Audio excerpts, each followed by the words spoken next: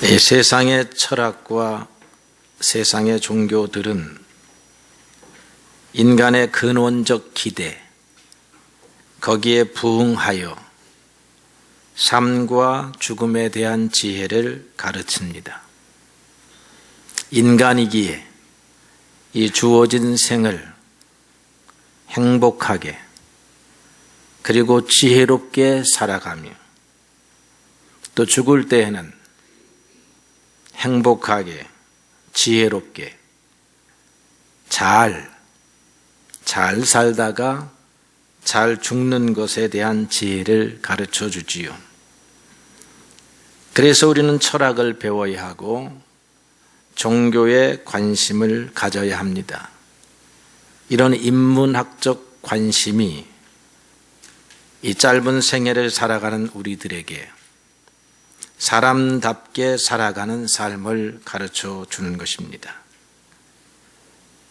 그러나 성경에 의하면 사람은 존귀하나 장구치 못함이요 멸망하는 짐승과 같다 했습니다.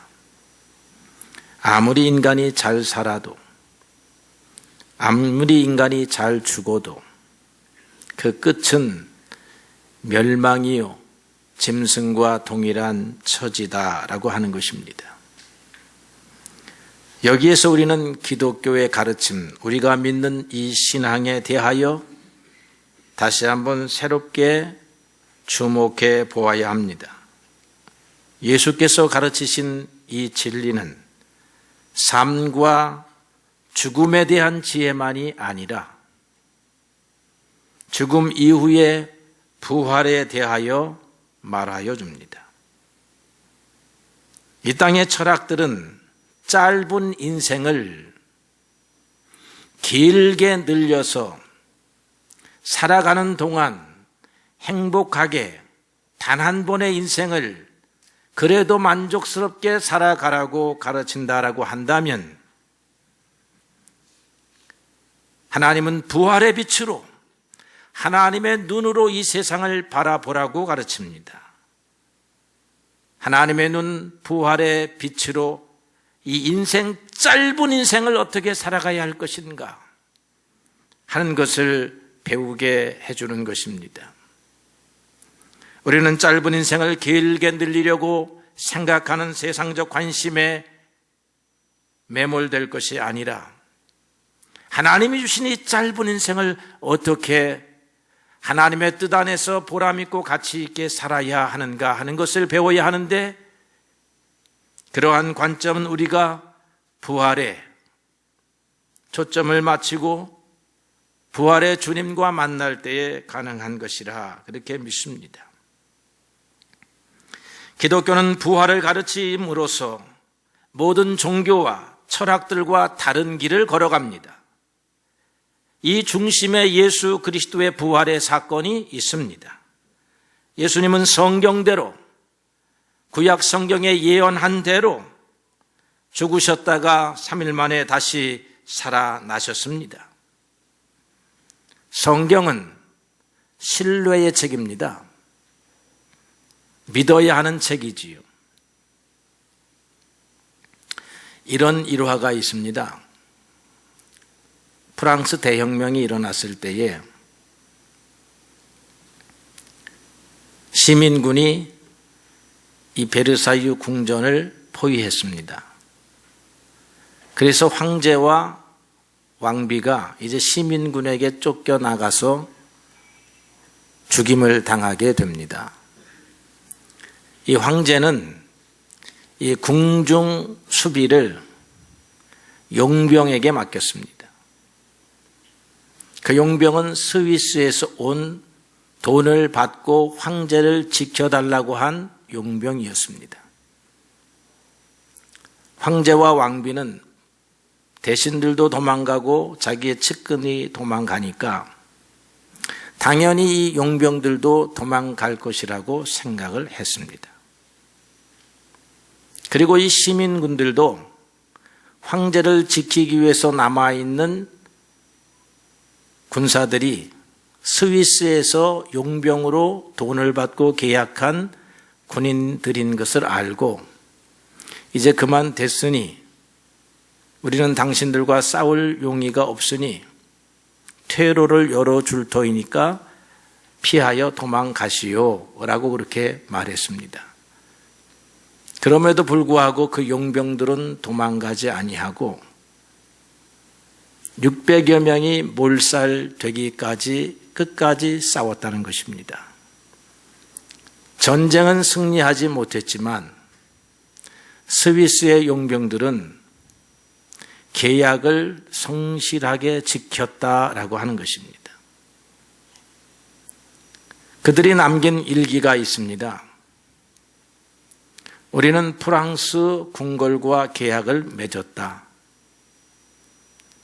어려움이 왔다고 해서 이 계약을 파기하면 세상 사람들은 더 이상 스위스를 신뢰하지 아니할 것이다. 우리는 스위스의 신용을 지키기 위하여 죽는다. 그것이 오늘 스위스의 찬란한 전통이 되었다는 것입니다. 그래서 스위스는 믿을 만한 국가라 하는 거예요.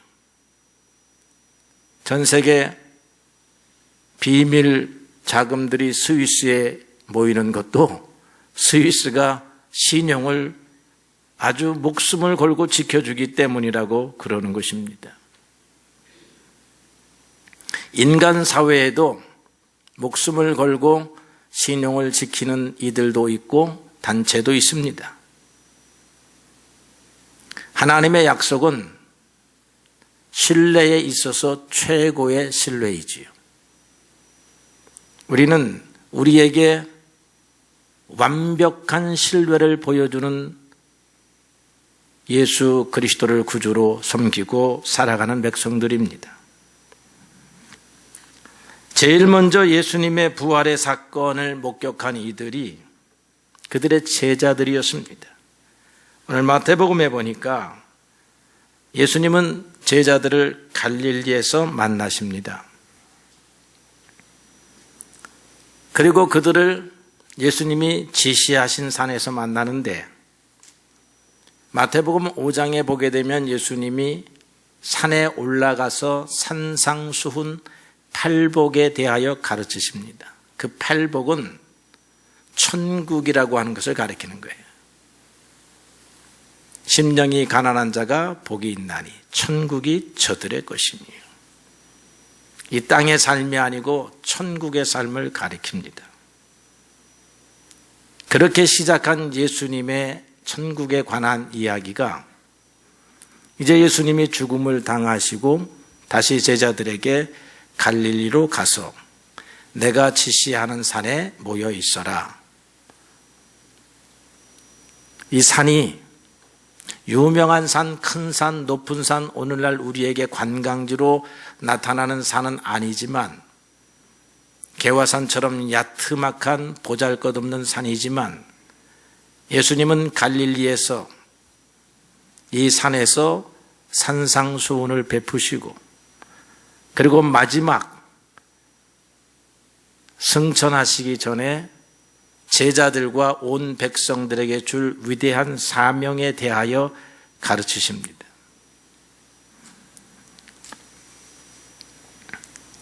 거기에서 일부의 제자들은 예수님을 배웁고 경배하였다라고 했습니다. 그들은 살아나신 예수님을 보고 그 놀람과 감격으로 눈물을 흘리며 환호하며 주님 앞에 경배에 무릎을 꿇었습니다. 그런데 오늘의 초점은 그러나 아직도 의심하는 사람들이 있다는 것이었습니다. 왜 그들은 살아나신 예수님을 보고도 여전히 믿지 못하고 의심하고 있습니까? 여기에서 우리는 몇 가지 주목해야 할 일들이 있습니다. 첫째로는 어떤 사건을 바라보는 세 지점이 있습니다. 여러분 이렇게 직선을 그어놓고 맨 첫 번째 왼쪽의 부분에 부인, 부정이라고 하는 감정을 한번 딱 설정해 보십시오. 그리고 맨 끝부분에 신뢰, 믿음, 이것을 한번 딱 집어넣고 보는 겁니다. 그럼 대부분의 사람들은 어디에 있어요? 중간에 있습니다. 그게 의심이에요. 부인도 아니고 믿음도 아닌 거예요. 무엇이지 하는 탐구의 자세라고 볼 수 있는 것입니다. 그 신뢰가 도마입니다. 도마는 여인들의 보고를 듣고도, 다른 동료 제자들의 이야기를 듣고도 예수님이 살아나셨다는 사실을 믿을 수 없었습니다. 그래서 그는 내 손을 그 옆구리에 넣어보지 않고는 믿지 아니하겠노라, 그렇게 말합니다. 그런데 어느 날 예수님께서 도마가 있을 때 제자들 사이에 오셨습니다. 그리고 도마에게 말씀하십니다. 내 손가락을 이리 내밀어 내 손을 만지고 내 손을 내밀어 내 옆구리에 넣어보거라. 그리고는 믿음이 없는 자가 되지 말고 믿는 자가 되라, 라고 그렇게 말씀하실 때에 도마는 의심에서 믿음으로 옮겨갑니다. 그러므로 우리는 일반적인 의심을 부정적으로만 보아서는 안 될 것입니다. 의심의 과정을 거쳐서 신앙으로 성장해 가는 것입니다. 어떤 사람이 부인이 교회를 열심히 다니는 것을 싫어했어요. 그래서 교회에 가지 말라고 핍박을 합니다. 나는 하나님을 섬기지 않으면 못 살겠습니다, 라고 그렇게 말하게 되고, 하나님이 살아계신 것을 보여달라라고 하니까 부인과 함께 작정을 하고 3일간 기도를 합니다. 부인은 하나님 살아계신 것을 보여주십시오.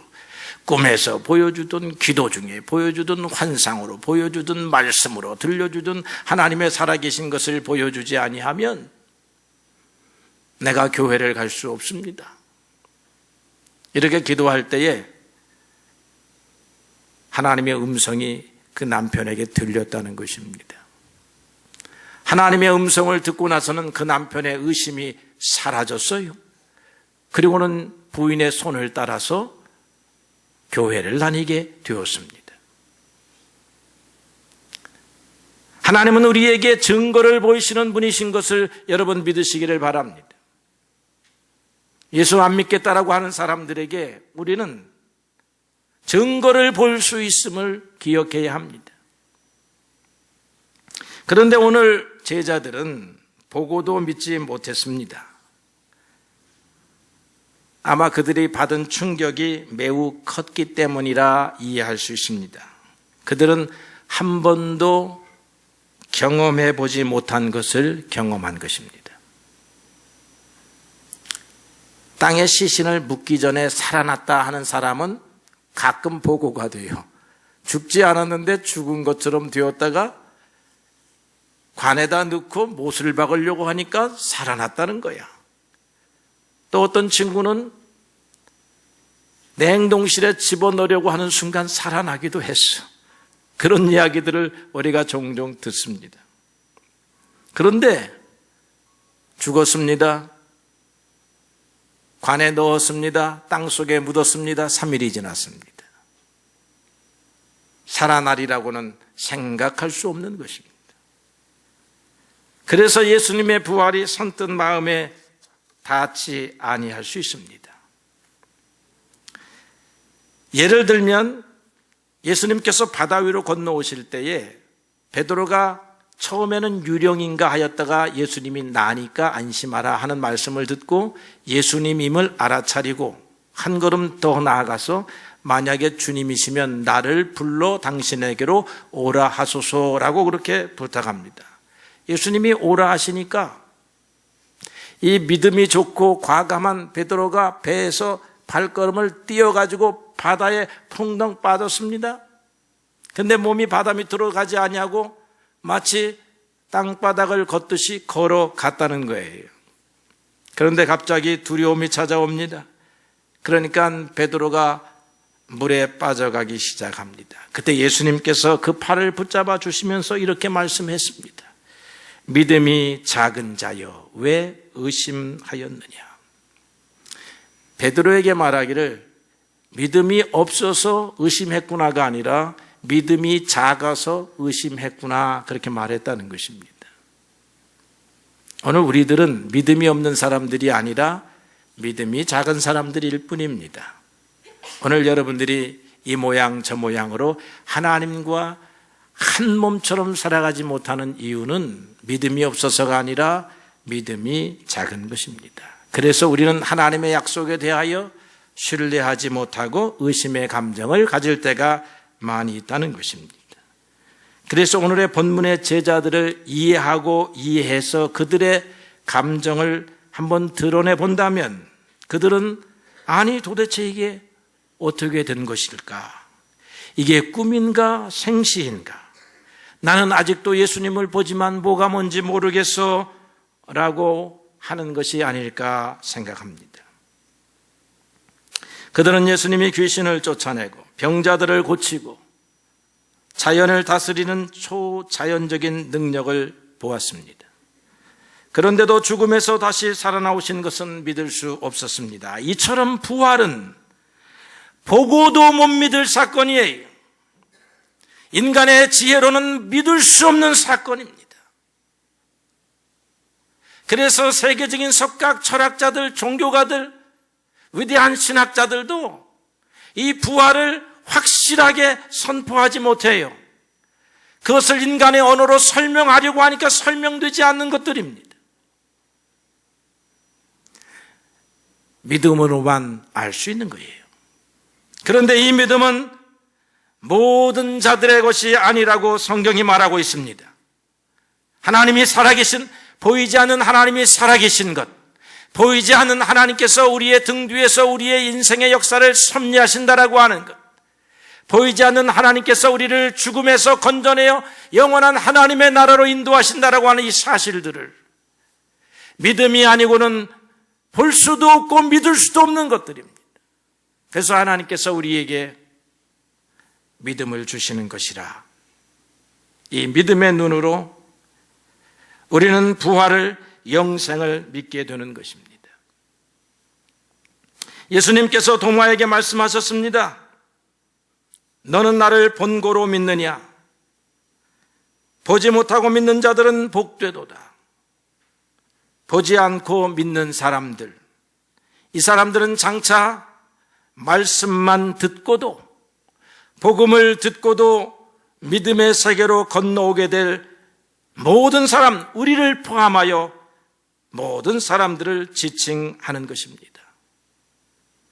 하나님의 영이자 아들의 영이신 성령이 말씀으로 사람들의 마음의 문을 두드리게 될 때에 마음의 문이 열리는 사람들이 생겨났습니다. 사도행전 2장 37절로 41절에 보게 되면 초대교회에 전도한 모습이 나타나요. 그들이 이 말을 듣고 마음에 찔려 베드로와 다른 사도들에게 물으니 형제들아 우리가 어찌할꼬 하거늘 베드로가 이르되 너희가 회개하여 각각 예수 그리스도의 이름으로 세례를 받고 죄사함을 받으라. 그리하면 성령을 선물로 받으리니 또 여러 말로 확증하며 권하여 이르되 너희가 이 패역한 세대에서 구원을 받으라 하니 그 말을 받는 사람들은 세례를 받음에 이날에 신도의 수가 3,000이나 더하더라. 그들은 듣고 믿게 되었다라고 하는 것입니다. 하나님의 역사요, 성령의 역사라고 하는 것입니다. 오늘 믿음의 사람들은 보지는 않지만 듣고서 하나님을 믿는 사람들입니다. 예수님께서는 요한복음 10장 27절에 내 양은 내 음성을 들으며 나는 그들을 알며 그들은 나를 따르느니라 했습니다. 하나님의 양떼들은 예수님의 음성을 듣는다는 것입니다. 오늘 많은 사람들이 부활을 증명하려고 합니다. 부활을 증명하는 시도로 무덤이 비어 있었다. 또는 목격자가 있다. 제자들이 부활 이전의 삶과 이후의 삶이 완전히 바뀌었다라고 하는 합리적인 설명들을 합니다. 이러한 설명들은 믿지 아니하는 사람들, 부활을 공격하는 사람들, 이런 이방인들에게 기독교를 변증하기 위한 증거는 될 수 있어도 우리 신앙인들에게 제1차적인 증거가 되는 것이 아닙니다. 우리들은 예수님이 부활하셨으며 예수님은 부활의 첫 열매이시며 나중에 우리도 장차 생명의 부활에 나아가리라 하는 이 믿음을 어디에서 얻을 수 있습니까? 바로 살아계신 주님과의 만남 속에 있습니다. 살아계신 주님은 오늘도 우리에게 말씀합니다. 살아계신 주님은 바울에게 이렇게 나타나셨어요. 사도행전 9장에 보게 되면 사울이 길을 가다가 다메섹 가까이 이르렀더니 호련히 하늘로부터 빛이 그를 둘러 비치는지라 땅에 엎드러져 들음에 소리가 있어 이르시되 사울아 사울아 내가 어찌하여 나를 박해 하느냐 하시거늘 대답하되 주여 누구시니까 이르시되 나는 내가 박해하는 예수니라. 사도 바울은 하나님 앞에 충성하기 위해서 예수 믿는 사람들을 잡으려고 나선 몸이었습니다. 그가 하늘로부터 들려오는 예수님의 음성을 들었습니다. 그 음성은 사도 바울의 완고한 마음의 문을 깨끗이 부수어 버렸습니다. 그는 살아계신 주님과 성령 안에서 만나게 된 것입니다. 기독교 교부 가운데 어거스틴이라고 하는 분이 있습니다. 이분이 어느 날 음성을 듣고 성경을 펼쳐 들었습니다. 성경 펼쳤을 때에 제일 먼저 눈에 들어오는 것이 로마서 3장 13절과 14절의 말씀입니다. 낮에와 같이 단정히 행하고 방탕하거나 술 취하지 말며 음란하거나 호색하지 말며 다투거나 시기하지 말고 오직 주 예수 그리스도로 옷을 입고 정욕을 위하여 육신의 일을 도모하지 말라. 그는 고백록에서 마치 망치가 자기의 머리를 깨어 부수는 것과 같은 그런 충격을 받았다고 고백했습니다. 그리고 내 마음속에 있는 검은 구름이 물러가고 하나님의 빛이 나에게 임하였다 하였습니다. 그는 이 말씀을 통하여 예수님을 만났습니다. 저도 많은 사람들의 전도를 받고 절반은 교회 그리고 절반은 세상에서 살아가던 청년 시절이 있었습니다. 어느 날 군대에서 차량 사고가 나서 전복이 되었을 때에 주님께서 저에게 하신 말씀이 있습니다. 누가복음 12장 20절의 말씀이 들려왔습니다. 어리석은 자여 오늘 밤에 내 영혼을 도로 찾으리니 그러면 내 준비한 것이 누구의 것이 되겠느냐. 저는 제대를 하고 난 다음에 어느 길로 걸어야 할 것인가 고민하고 무엇을 준비할 것인가 고민하던 시절이었습니다. 그러나 사고가 나기 전날 우리 기독 청년들이 모여서 큐티를 할 때 읽은 말씀이 누가복음 12장의 말씀인데 그때는 그 말씀이 다른 사람들에게 일반적으로 하는 음성이었다가 사고가 난 나에게 다시 나에게 되살려져서 나에게 하시는 말씀으로 들려온 것입니다.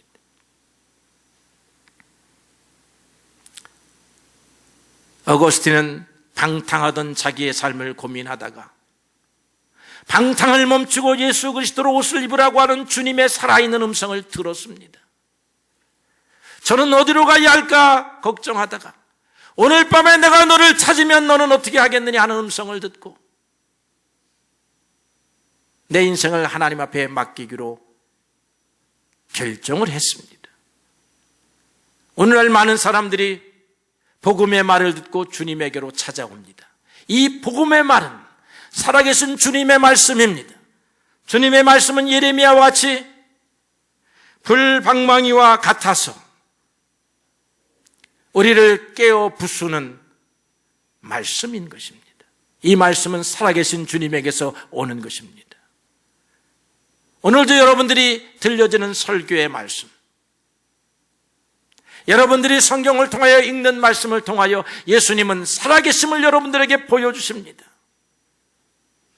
살아계셔서 우리에게 말씀하십니다. 살아계셔서 삶의 지혜를 가르치시고, 살아계셔서 우리에게 죽음을 가르치시고, 살아계셔서 우리에게 천국의 삶을 가르치시고 영원한 삶을 가르치시는 것입니다.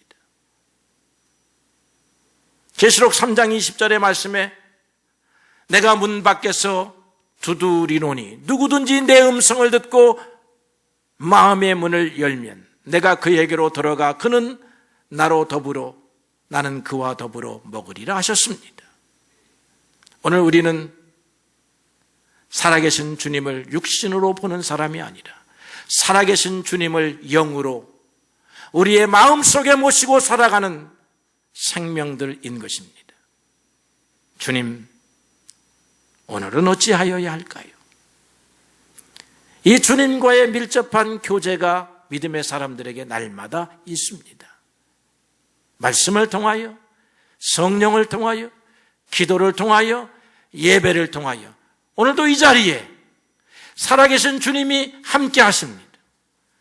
오늘 이 자리에 우리가 문을 열고 눈을 감고 기도하는 이유는 세상에서 살아가는 짧은 지혜를 얻고자 함이 아니라 살아계셔서 이곳을 바라보시고 심지어는 이곳에 걸음을 옮겨 오시는 살아계신 주님과 믿음 안에서 성령 안에서 만나는 시간인 것입니다. 살아계신 주님의 음성을 들으시는 분들은 의심에서 믿음으로, 의심에서 부인에서 의심으로, 의심을 거쳐 확실한 신뢰로, 그리하면 여러분들은 오늘 성경에 있는 예수님의 말씀이 한 구절 한 구절이 그대로 믿어지는 역사가 있을 것입니다. 그대로 이루어지는 역사가 있습니다. 왜냐하면 이 말씀은 살아계신 주님이 오늘도 우리에게 하시는 말씀이기 때문이에요. 살아계시는 주님이 오늘도 나에게 하시는 말씀이기 때문에 그런 것입니다.